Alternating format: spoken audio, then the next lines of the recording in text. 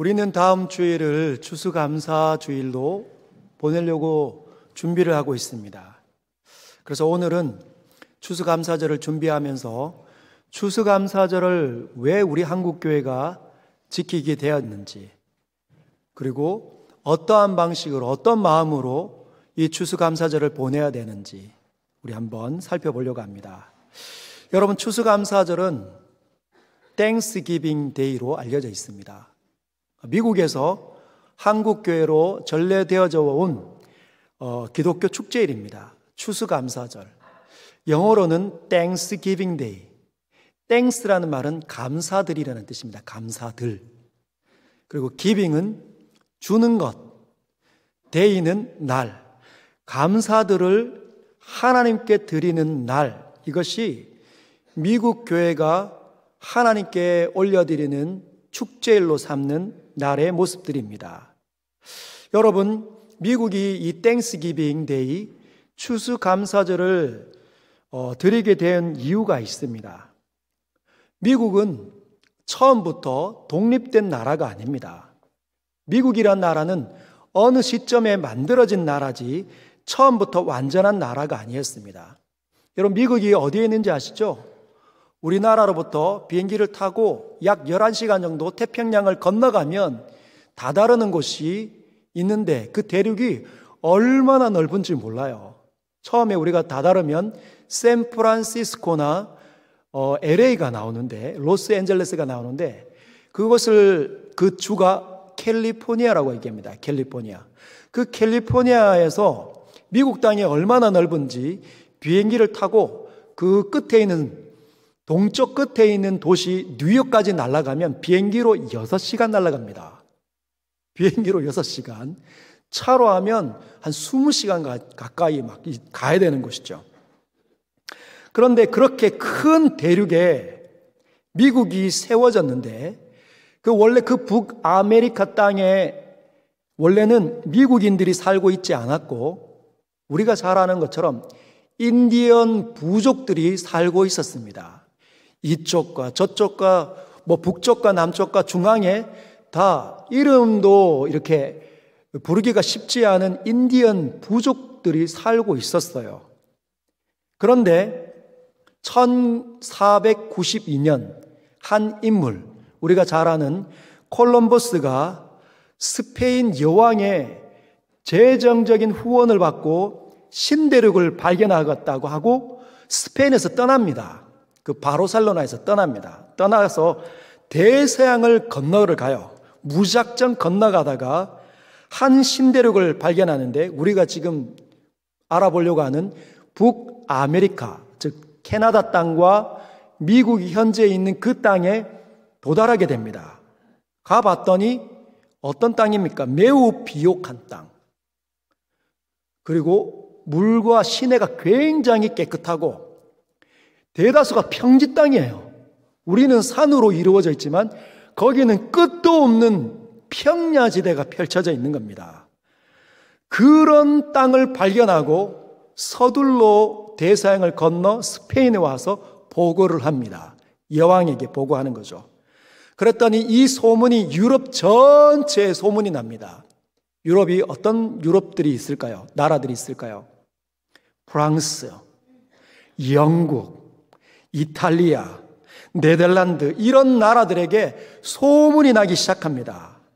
매우 비옥한 땅을 발견했다. 신대륙을 발견했는데 아무도 주인이 없다. 그러니 너도 나도 그 땅을 선점하려고 하는 나라들, 영국이, 그리고 프랑스가, 독일이, 네덜란드가 막 군인들을 파송하고 정치인들을 보내기 시작합니다. 동일하게 상인들이 같이 가는 거죠. 장사꾼들이 같이 갑니다. 수많은 배들이 대서양을 건넙니다. 유럽 땅에서 수많은 배들이 건너서 북아메리카 대륙에 들어가서 식민지를 개척을 하려고 합니다. 각 나라마다 깃발을 막 꼽는 거예요. 우리는 여기는 우리 땅이야 하고 깃발을 꼽으면 이렇게 울타리를 치기 시작합니다. 못 넘어오도록. 그러면서 도시가 생겨나고 상권이 생겨나기 시작하는데, 1492년.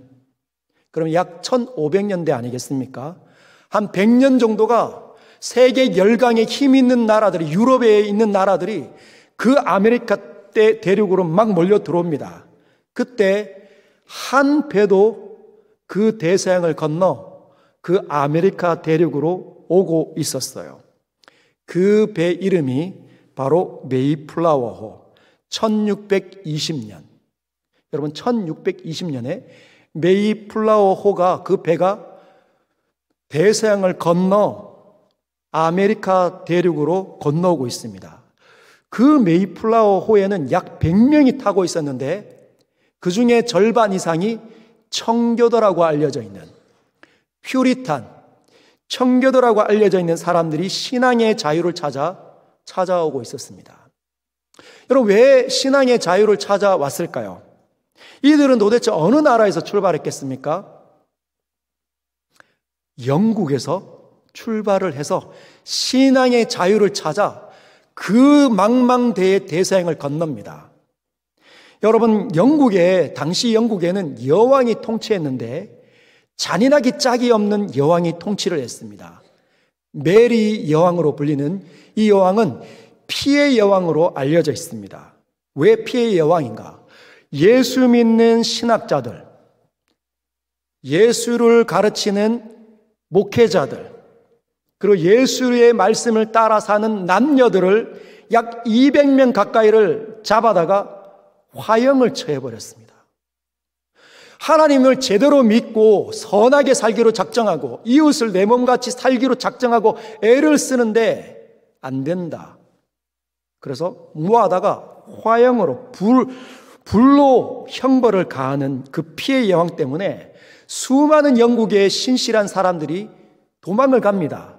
프랑스로 도망을 가고 스위스로 도망을 가고 네덜란드로 도망을 갑니다. 그러다가 그 중에 한 무리가 신대륙으로 도망을 간 거죠. 그들이 영국을 떠나면서 이렇게 기도를 했습니다. 기도한 내용 우리 같이 한번 읽어볼까요? 시작. 나라는 있어도 왕이 없는 곳, 교회는 있어도 교황이 없는 곳, 일상생활에서 영어를 사용할 수 있는 곳, 기름진 땅과 맑은 시냇물이 흐르는 곳에 도착할 수 있게 하소서라고 기도하고 약 100명의 무리가 영국을 떠났습니다. 여러분, 몇 개월이 걸렸냐? 3개월이 걸렸어요. 도착한 시기가 우리가 지금 보내고 있는 11월 달 한가운데. 여러분, 오늘 매우 추웠죠? 오늘 저도 일부 예배를 드리고 난 다음에 손이 시려가지고, 손이 너무 시렵더라고요. 이 강단에. 저 혼자 있으니까. 여러분들은 옆에 지체들이 있어서 온기를 나누어 갔지만 저는 혼자 있다 보니 손이 시렵더라고요. 근데 그들이 이런 추위가 불어닥치는 이 계절에 미국의 북아메리카 대륙, 지금의 뉴욕과 보스턴 지역에 도착을 했습니다. 여러분, 지금의 뉴욕과 보스턴, 가끔씩 우리가 뉴스를 통해서 듣는 것처럼 눈이 엄청 오는, 눈이 억수로 내리는 곳이 바로 뉴욕과 보스턴입니다. 11월 달쯤 되면 찬 공기가 뺨을 스쳐 지나가는 거죠. 그들이 약 3개월 걸려서 이곳에 도착을 했는데 옷 자체가 어땠을까요? 벌써 많이 해이해지고 바닷바람을 맞아서 옷이 상할 대로 많이 상했지 않았을까요? 음식은 다 떨어지고 3개월 걸리면서 몸이 상할 대로 많이 상했는데 추위가 불어닥치면서 얼마나 고통스러웠는지 풍토병을 이기지 못하는 겁니다. 물을 마셨는데 병에 걸리는 거예요. 한 사람에서 기침하기 시작하고 열병이 눕기 시작합니다. 그러다가 절반에 가까운 사람들이 죽어버린 거예요. 여러분, 같이 신앙의 자유를 찾아 젖과 꿀이 흐르는 땅으로 알려져 있는 신대륙에 찾아왔는데, 그렇게 소문을 듣고 왔는데 한 사람 두 사람씩 내가 알고 있었던 사람들이 죽어가면 어떤 마음이 들까요? 괜히 왔다, 무섭다, 우리는 여기서 생존할 수 있는가, 그런 걱정이 들지 않겠습니까? 그렇게 절망스러움이 독보섯처럼 그 공동체에 쫙 퍼져 있을 때, 우울함이, 두려움이 쫙 퍼져 있을 때 한 인디언 부족이 찾아옵니다. 그러면서 영어를 잘 사용하고 있는 한 사람이 부족 국가의 스피커가 되어서, 번역가가 되어서 이렇게 이야기하는 거죠. 통역가가 되어서 이 미국 땅은 그런 식물로 자라지 않는다.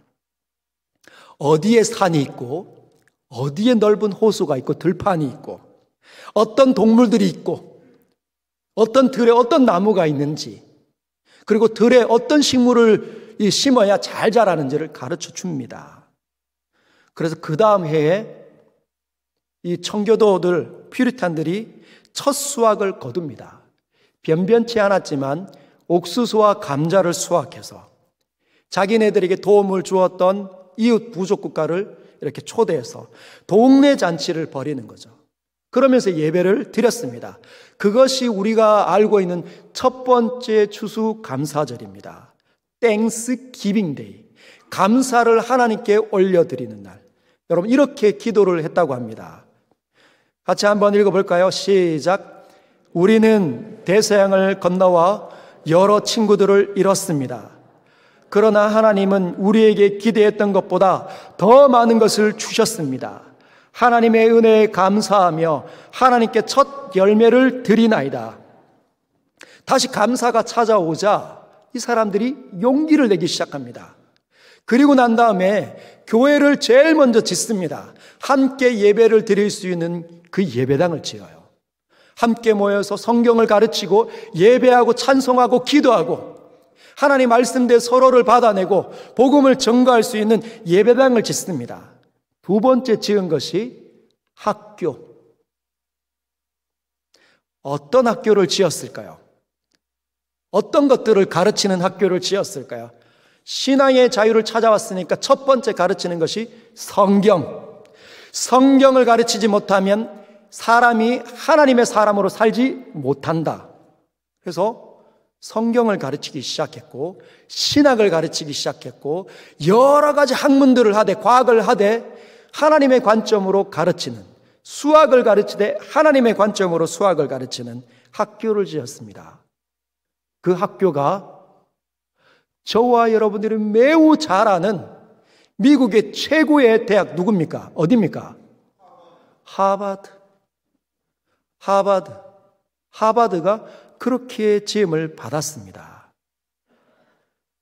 그 후에 미국의 초대 대통령 조지 워싱턴이 1789년에 초대 1대 대통령 조지 워싱턴이 우리가 다시 추수감사절을 지킬 때가 되었다라고 선포를 합니다. 그리고 온 나라가 미국이 만들어졌을 때 추수감사절을 지켰다는 거예요.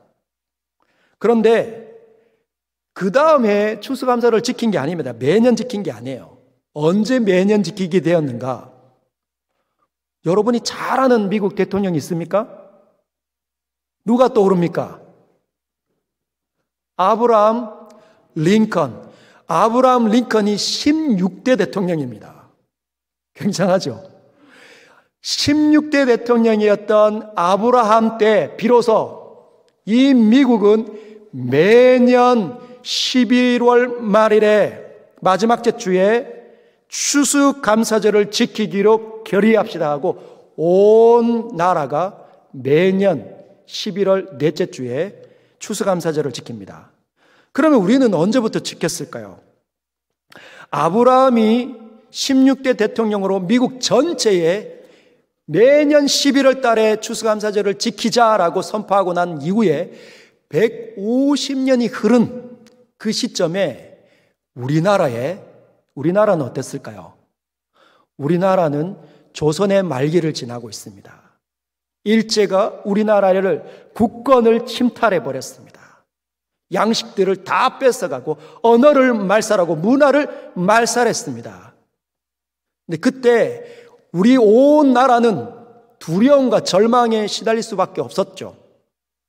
그때 이 나라의 사람들은 대부분 다 술, 막걸리 먹고 다 얼굴이 빨개져가지고 여러분 술이 들어가면 흥분하게 되고 이성을 잃게 됩니다. 그러면 아무것도 아닌 일로 싸우는 거죠. 이쪽에서 싸우고 저쪽에서 싸우고 가정이 풍지박산이 되고 도박에 놓은 나라는 그런 상태였습니다.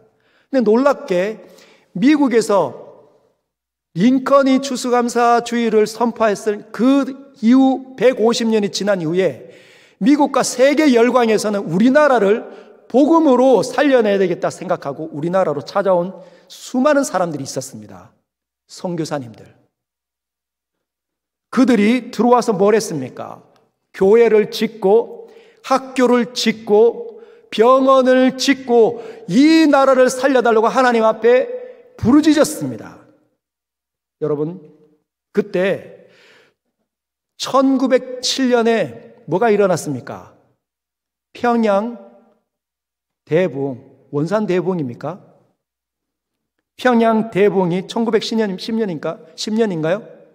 그 시점에 우리나라의 국권이 잃어버리는 그 시점에 우리나라에는 부흥이 일어나서 온 나라가 회개 운동을 하고 나라를 살리자고 시작했습니다. 그때 1912년 조선 예수교 장로회 제1회 총회가 열렸습니다. 1912년에.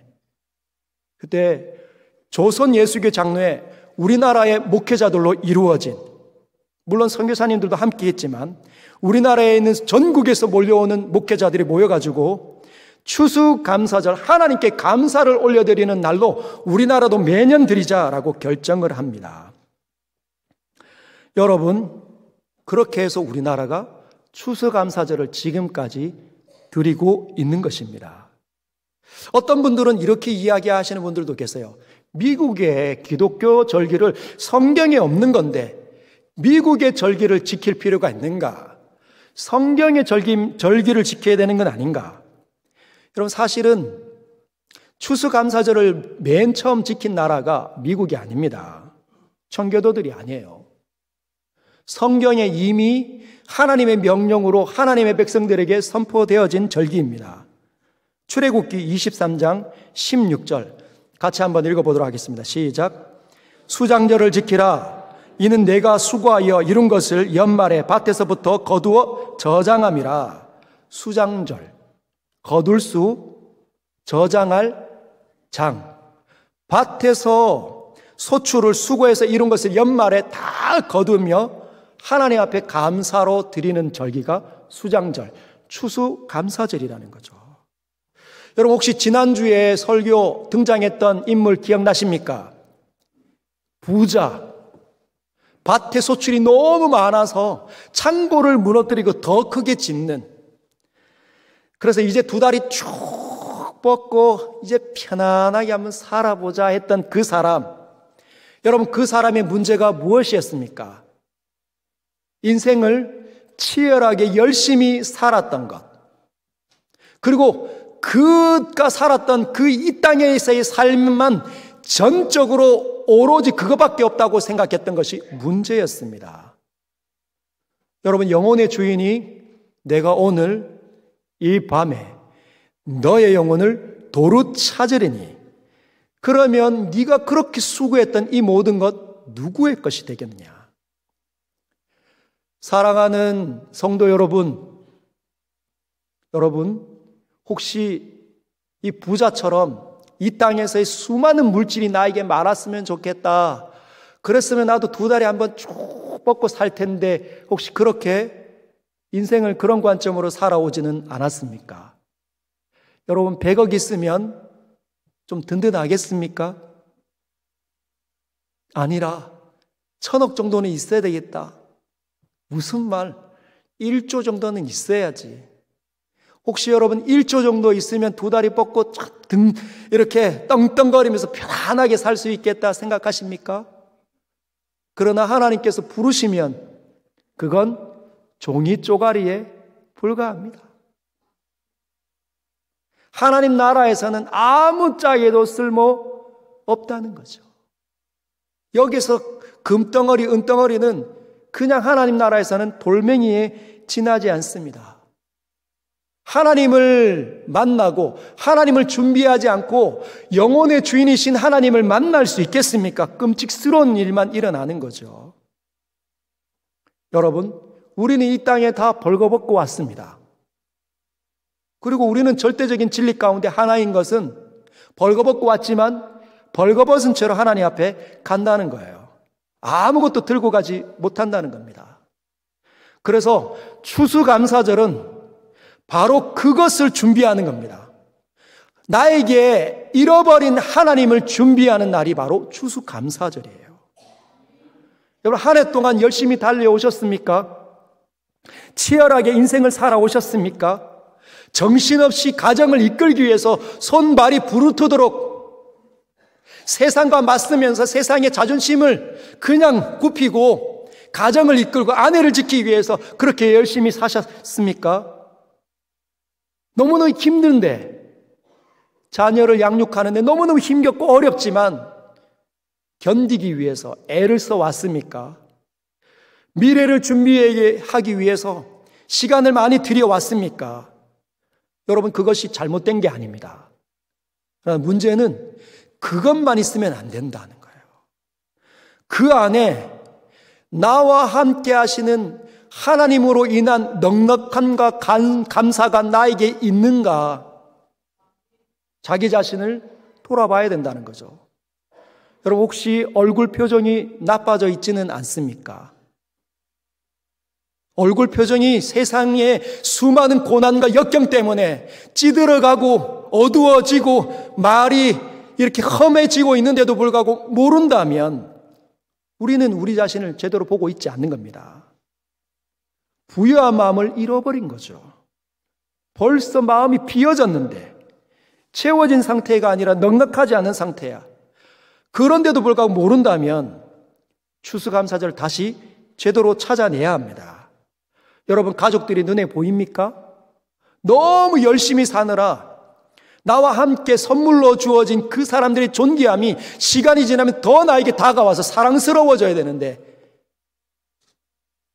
애물단지처럼 여겨지지는 않는지, 사랑하는 엄마와 아빠가 늙어가시는데도 불구하고 그들을 돌아볼 여력이 없이 그냥 시간의 이리저리에 끌려다니고 있지는 않는지, 세상살이에 지쳐서 억울하다, 힘들다, 그렇게만 그 고민에 푹 잠겨 있지는 않는지 여러분, 돌아보는 자리가 추수감사절이에요.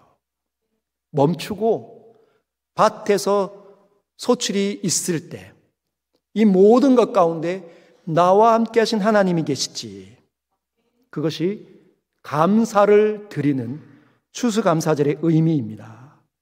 여러분, 감사를 찾아내시길 주님의 이름으로 축복합니다. 여러분, 오늘 본문 시편 107편 1절에 이렇게 시작합니다. 여호와께 감사하라. 우리에게, 영혼이 있는 우리에게 하나님을 닮아 있는 이 세상에 가장 뛰어난 피조물이 우리 사람들, 인간들에게 이렇게 이야기합니다. 여호와께 감사하라. 여러분, 누가 감사합니까? 이 세상 속에서 보이지 않는 하나님을 예배하고 찬양하고 경배하는 유일한 존재가 사람 아닙니까? 짐승이 감사합니까? 짐승이 고마워합니까? 아니죠. 여러분, 감사할지어다. 왜? 그는 선하심에 인자하심이 영원하니까. 선하시고 인자하심이 끝이 없다라고 선언을 하면서 영원히 있는 너희여 여호와께 감사할지어다 이렇게 이야기하는데, 어떤 분들은 감사가 도무지 되지 않는 거예요. 내 인생이 이렇게 팍팍한데 어떻게 감사하란 말이냐, 내 삶을 돌아봤을 때 감사할 거 하나도 없다, 이렇게 판단 내리면 여러분, 그 사람의 영혼의 상태는 이미 완전히 바닥입니다.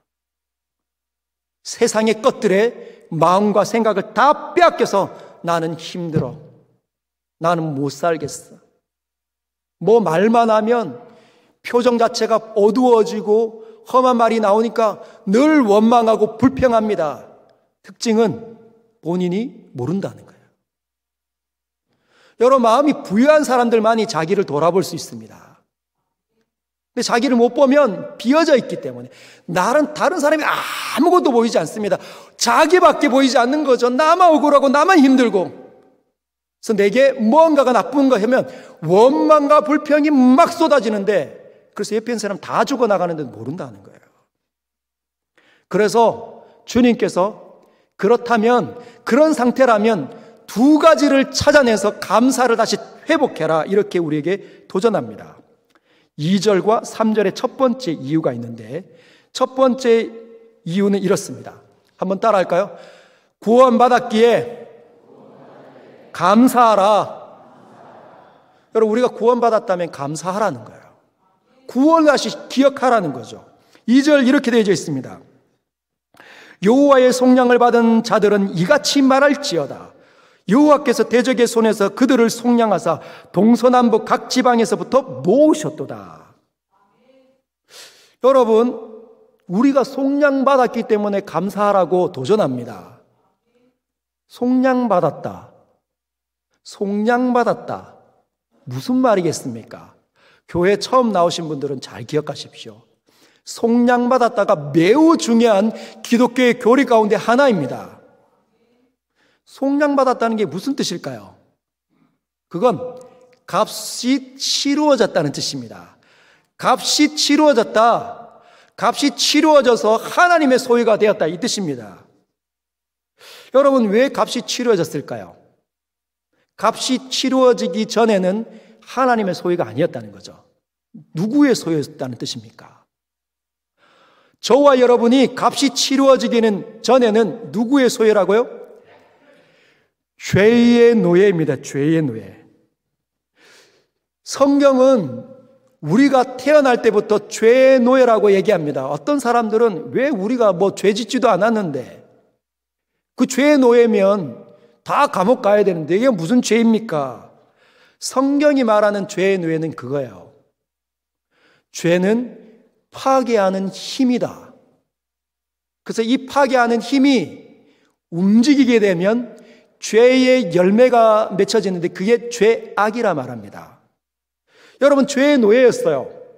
어떤 여기 안에 죄가 사슬을 우리 목에다가, 우리 전 인격에다 사슬을 콱 채워가지고 원하는 대로 이끌어 간다는 겁니다. 이렇게 이끌면 끌려가는 거죠. 이쪽으로 끌면 끌려지는 겁니다. 나는 저기 가고 싶은데 갈 수가 없다는 거예요. 여러분, 무슨 말입니까? 안 된다는 거죠. 내가 원하는 대로 안 사라진다는 겁니다. 여러분, 지금까지 원하는 대로 사라집니까? 여러분과 제가 추구하는 그 행복과 좋은 가정을 만들고 싶은데 그게 됩니까? 여러분, 정치인들 한번 보십시오. 정치인들이 여러분, 이 정당, A 정당과 B 정당 전부 다, 그리고 C 정당까지 얘기한다면 모두 다 복지국가를, 우리나라를 복지국가로 만들겠다 열망을 갖습니다.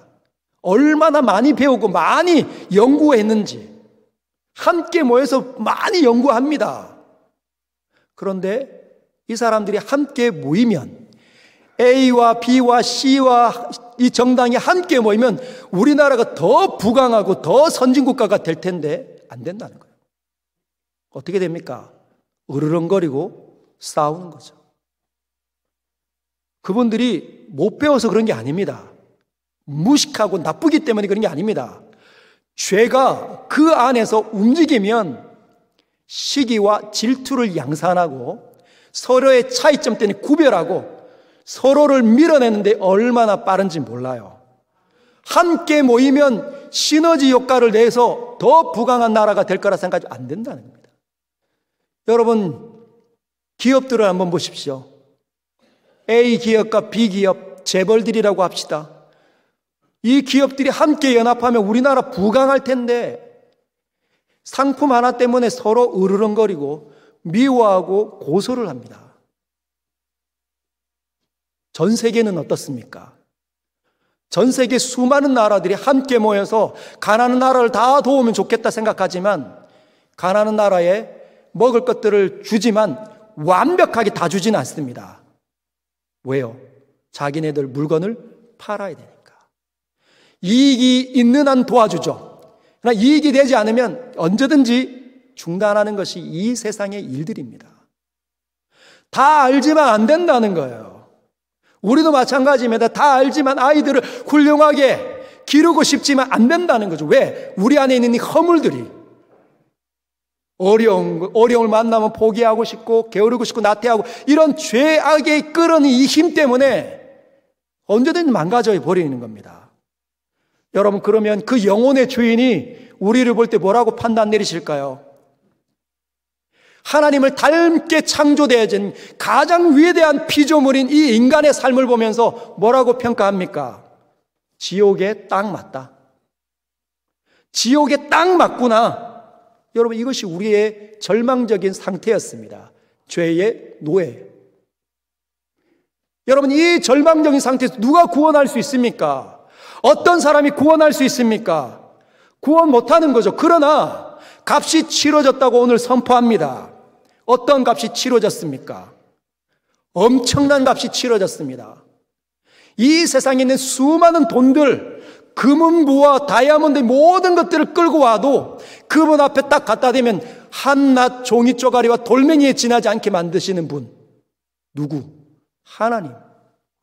최고의 영광과 존귀와 거룩의 주인이신 그 하나님, 그 하나님께서 값을 치르십니다. 어떤 값을 치르십니까? 자기의 가장 아름답고 존귀한 아끼는 그 사랑하는 아들 예수 그리스도. 여러분, 그래서 상당한 값이 치러진 게 아니라 절대적인 값이 치러졌습니다. 절대값. 절대값. 그 절대값 때문에 누구도 핑계 못하는 겁니다. 마귀도 소송을 못 거는 거죠. 왜? 절대값이 치러졌으니까. 최고의 값이 치러졌습니다. 십자가에서 예수 그리스도께서 우리의 모든 흉악한 죄악을 다 짊어지시고 죽으셨습니다. 내가 죽어 형벌을 당해야 되는데 예수께서 다 형벌을 당하시고 살과 피를 흘리시고 찢으시고 죽음을 맛보셨다는 거죠. 값이 치러졌습니다. 핑계 못할 값이 치러졌다는 거예요. 그래서 이 값을 바라보는 사람마다, 속량함을 다시 기억하는 사람마다 감사를 회복할 수 있다는 겁니다. 사랑하는 성도 여러분, 회복해내시기를 주님의 이름으로 축복합니다. 여러분, 사도 바울이 빌립보 감옥이 아니죠. 빌립보서를 쓰면서 로마의 감옥에서 이 편지를 씁니다. 뭐라고 편지를 씁니까? 빌립보서 4장 11절과 12절, 13절 제가 읽어드리겠습니다. 내가 궁핍함으로 말하는 것이 아니니라. 지금 가난하고 부족하고 배고프니까 말하는 게 아니라고 합니다. 어떠한 형편에든지 나는 자족하기를 배웠노라. 나는 비천에 처할 줄도 알고 풍부에 처할 줄도 알아. 모든 일, 곧 배부름과 배고픔과 풍부와 궁핍에도 처할 줄 아는 일체의 비결을 배웠노라. 내게 능력 주시는 자 안에서 내가 모든 것을 할 수 있느니라. 할렐루야. 여러분, 감옥에 있으면 어떤 상태입니까?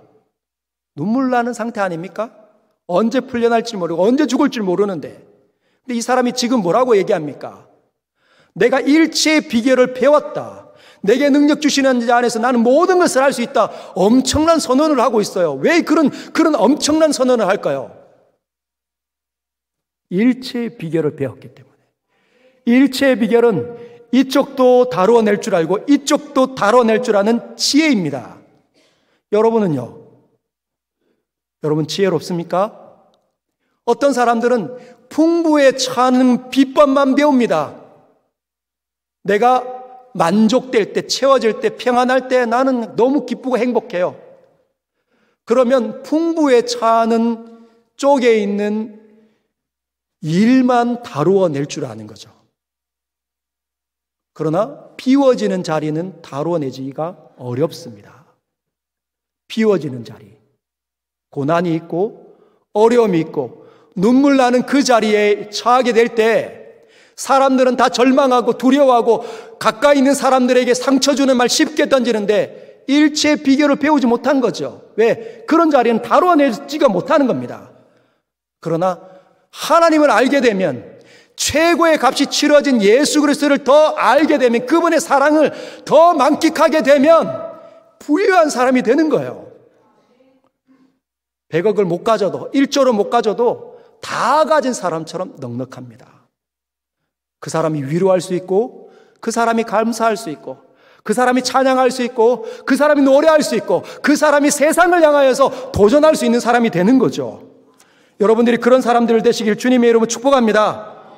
두 번째는 오늘 본문에 여러분 삶 속에 함께 하시는 하나님으로 인해 감사하라고 도전합니다. 여러분 오늘 본문에 보면 그들이 4절에 그들이 광야 사막길에서 방황하며 거주할 성읍을 찾지 못하고 줄이고 목이 말라 그들의 영혼이 그들 안에서 피곤하였도다. 자유를 받았는데 내 목에 채워져 있던 죄의 권세가 깨뜨려졌는데 값이 치러져서 하나님의 사람으로 되었는데 뭐라고 얘기합니까? 그들이 광야 사막길을 걷고 있다고 얘기해요. 어디로 가야 할지 모른다는 겁니다. 거주할 성읍을 못 찾은 거예요. 내 방향을 도무지 설정하지 못하는 겁니다. 왜? 어디로 가야 될지 모르니까. 그런 상태가 되니까 5절에 줄이고 목이 마릅니다. 배고픈 것 같고 갈증이 일어나고 그래서 영혼이 피곤해지는 거예요. 여러분 이제 김장철이 다가오는데 이 싱싱한 배추를 소금물에 절이면 완전히 축 처집니다. 하나님 믿는 사람이 구원받았는데 인생을 살다 보니까 어디로 가야 될지 막막하고 광야길에 놓이니까 이 육체가 영혼이 완전히 소금물에 절여진 사람처럼 축 처져가 다니는 거예요. 하나님 믿는 존귀함은 다 잃어버린 채 사는 겁니다. 그런데 그때 뭘 해야 합니까? 이겨내려면 자유를 찾았는데 이런 일이 일어날 때 우리는 뭘 해야 합니까? 6절에 같이 한번 읽겠습니다. 중요하니까 시작. 이에 그들이 근심 중에 여호와께 부르짖으매 그들의 고통에서 건지시고 네 거기까지 근심 중에 뭘 하라고요? 여호와께 부르짖고 그때 그들의 고통에서 그들을 건지시는 겁니다. 여러분 눈물 날 일 하나님 믿었는데 잘 될 것 같은데 하나님 나와 함께 하는데 예배 때도 은혜 받고 말씀과 기도하고 있는데 그런 생활하고 있는데 이해할 수 없는 일이 일어날 수 있습니다. 광약 같고 영혼이 피곤한 것 같고 두려움과 절망감에 시달릴 수 있는 거죠. 근데 왜? 하나님 그냥 건져주시면 되는데 왜 꼭 지켜보시고 우리가 하나님을 다시 찾아내고 기도할 때 부르짖을 때 하나님 응답하실까요? 이유가 있습니다. 하나님과 함께 사는 법을 배우라. 여러분 두렵고 힘들 때 많은 사람들이 기도 못하는 거예요. 왜 기도 못합니까? 하나님과 없는 삶이 너무 친숙하니까. 하나님을 잃어버렸던 적이 너무 친숙하니까 하나님과 함께 사는 법을 잘 몰라요. 그래서 틈만 나면 구원받았는데 자유자가 되었는데 속량을 받았는데 자꾸만 세상에 기웃기웃거립니다. 이것이 전부이진 않을까. 노예 근성을 못 버리니까. 여러분 7절을 보면 그래서 바른 길로 인도하사 거주할 성읍에 이르게 하셨도다. 기도할 때 바른 길이 열립니다. 여러분 기도하시길 바랍니다. 하나님 찾아내시길 바랍니다. 그럴 때 이 추수감사절이 우리에게 의미 있게 전달되는 거죠. 우리 9절 한번 읽어볼까요? 시작. 그가 사모하는 영혼에게 만족을 주시며 줄인 영혼에게 좋은 것으로 채워주심이로다. 할렐루야. 하나님을 사모하시길 바랍니다. 다시 회복하시길 바랍니다. 그러면 이제 추수감사절을 제대로 보낼 이유를 우리가 찾았는데 어떤 방식으로 이제 한 주를 보내야 할까요? 첫 번째는 추수감사절을 잘 보내려면 가족들에게 감사를 전해 보시길 바랍니다. 가족들, 부모님께 메시지를 보내보십시오. 어머니, 아버지 너무너무 감사합니다. 여러분 메시지를 보낼 때 요즘에 휴대폰 있지 않습니까? 스마트폰, 영상편지를 보내십시오. 가족들과 함께 마치 선교사님께서 우리 교회에 영상편지를 보내오는 것처럼 가족 모두가 한자리에 앉아서 그 휴대폰을 보면서 영상 누르고 녹화 누르고 할머니, 할아버지 한마디씩 하는 겁니다. 얼마나 따뜻할까요? 한 해 동안 부모님 감사합니다. 여러분, 아내에게 한 해 동안 감사한 카드를 한번 작성해 보십시오. 꽃다발을 남편을 위해서 귀한 음식을 준비하며 자녀들에게 편지를 한번 써 보십시오. 그게 추수감사절을 제대로 보내는 겁니다. 하나님 앞에 이 귀한 사람 나에게 주셨구나. 그리고 두 번째는 감사한 일 10가지를 한번 적어 보십시오. 찬송가 가사 중에는 하늘을 두루마리 삼고 바다를 먹물 삼아 하나님의 사랑을 다 기록했는데 기록할 수 없다라고 말합니다. 나는 얼마나 한 해 동안 나에게 베풀어 주신 그 감사에 이렇게 기억이 나는 사람인가 한번 적어 보십시오. 그리고 자녀들에게도 가르쳐 보십시오. 어린 자녀들을 두고 있습니까? 너네들에게도 한번 감사할 것 10가지를 찾아봐라. 그리고 그 아이들이 10가지를 찾아내면, 그리고 가족 모임에서 한번 이야기하면 베스킨 라빈스 아이스크림 한번 사주십시오. 치킨과 피자를 선물로 사주십시오. 나는 네가 있어 태어나서 너무너무 감사하다. 그리고 세 번째는 특별한 식사 모임을 만들어 보십시오. 특별한 식사 모임. 이분과 함께 식사하면 좋겠다. 너무너무 감사하다. 나를 위해서 기도해 준 사람, 나를 위해서 또 성경을 좀 가르쳐 준 사람, 아니면 나를 위해서 에너지를 많이 드는, 정성을 많이 드는, 사랑을 많이 쏟은 부모님과 식사 자리를 만들어 보시든지 가족끼리 식사 자리를 만들어도 괜찮습니다. 그리고 마지막으로 다음 주 예배를 준비하십시오. 한 해 동안 나와 함께 하신 하나님, 나를 위해서 모든 것 내려놓으시고 나를 너무너무 엄청나게 사랑하사 속량하셨던 하나님, 내가 알지 못하는 상황 가운데 내 삶 속에서 나를 지켜보시고 계셨던 그 하나님 떠올려보면서 오늘 말씀을 기억하면서 말씀대로 다음 주 예배를 준비하는 겁니다. 성경을 읽어보시고 이번 한 주는 내가 성경 속에 파묻히리라, 내가 이번 주는 한번 기도 한번 해보리라 묵상해 보시고 은혜 가운데 충만한 상태가 되셔서 다음 주 오셨을 때 우리를 구원하신 하나님, 우리와 함께 하신 하나님을 최고로 높여주시기를 주님의 이름으로 축복합니다. 기도하십시다.